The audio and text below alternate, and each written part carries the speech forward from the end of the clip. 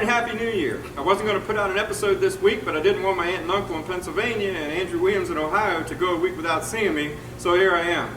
I thought about putting together a blooper reel, but since I don't make mistakes, there's no footage for that. So what I've decided to do is put together a montage of some of the projects that we've started on in the past, but haven't quite finished yet. So for some of you loyal viewers, you're going to see some things that you haven't seen in a little while, so you'll know where we're heading over the next few months. And for you new viewers, this again will also give you an idea of some of the things that you'll be seeing in the future. So thanks for tuning in. Again, Happy New Year, and I hope you enjoy this episode.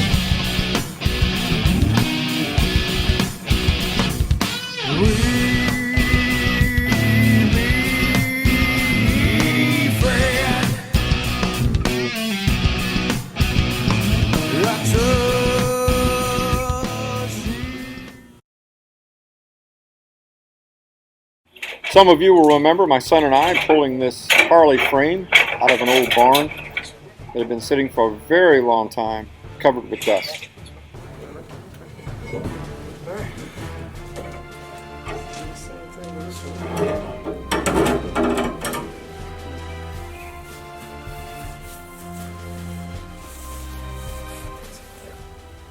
So there it is. Probably hasn't seen the light of day since the 80s. This is a 1936 Harley Davidson that I picked up from a guy down the street today. And after I'd already made the deal to purchase the motorcycle, I found out some very interesting history on this bike. It was actually owned by my family as far back as the 70s by one of my uncles. He had purchased it out of Mississippi, drug it to Alabama and Tennessee, and then ended up in Virginia. This guy down the street ended up purchasing it, and then it came back to me. Actually on the very property where this bike was originally picked up in Virginia. So I'm very happy to own it and get this thing back together. So hopefully you'll follow along in the restoration of this bike. First thing I did was give it a good pressure washing. Now that it's all cleaned off, I can better assess the condition of the frame. I need to decide whether I want to do turn it into a runner or to do a full-on restoration. I'm going to think about that for the next couple of days, and I will figure out what I want to do with it. Some of you will remember that ugly red and white, or red and cream Harley that we've turned to this beautiful blue and white. It's almost done. And then the next bike going on that rack will be a 1978 Z1R Turbo.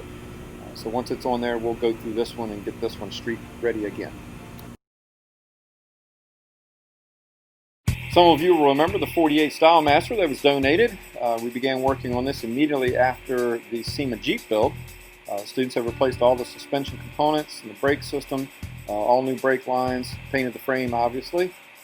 There's a reason that we chose this color for the frame, and that'll be seen in the future as we continue to build. The students did a really good job with the lowering blocks, polishing those off. The rear end was redone, everything painted. We're waiting on our wheels to come in.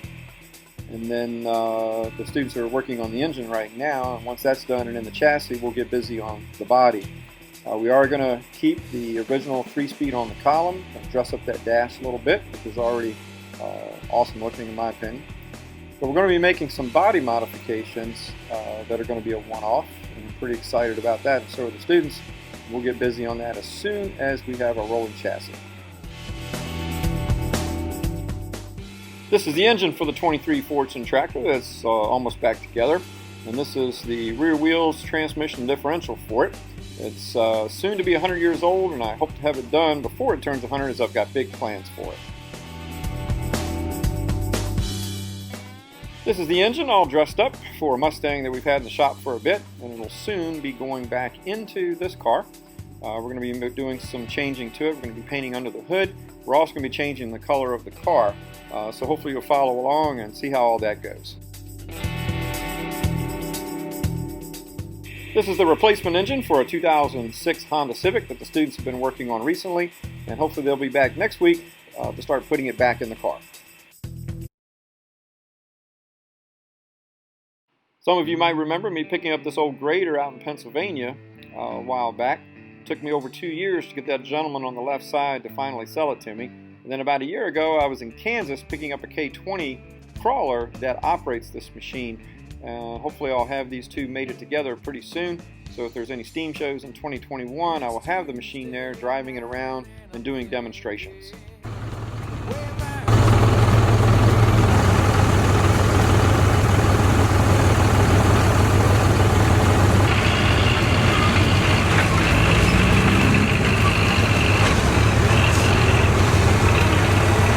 What you're looking at is a Rome grader from the mid-1920s.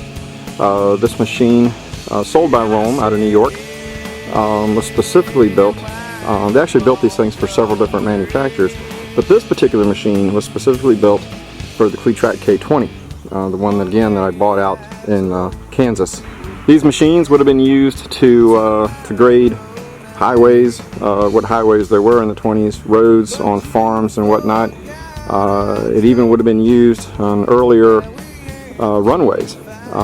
All the controls are done by hand. The machine itself down here, this is a lower unit for a K20, the original one that was in it. It's no longer of any use, so we will be unbolting this one from it and putting my machine in it. But once the machine is moving, the operator would use all of those hand controls to control the blade and the steering, the different angles and heights, as well as the ripper assembly up front to loosen some dirt if that were necessary. And all of this is intact. Some of the mechanisms are locked up. The blade mechanisms to make it go up and down are still intact and still working, but some of the other stuff has some broken shafts that we will need to repair. Everything up to this point of the steering wheel down to the steering box itself works, except where it's broken here. So we're going to have to get that steering box out of there and see what we can do to fix it. So the bolts are cut off of the box itself. As you can see, they're loose. Let's get those pulled out and see if we can get the box off.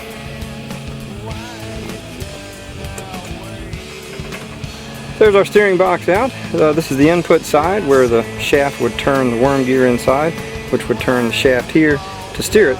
And I got some movement up and down, as you can see, but it's locked. There was some water that came out of this thing too, so it's been sitting around for decades. And hopefully we don't see anything broke inside. We should be able to pull it apart, clean everything up, and put it back together. We're going to set the worm drive in now with our two new bearings.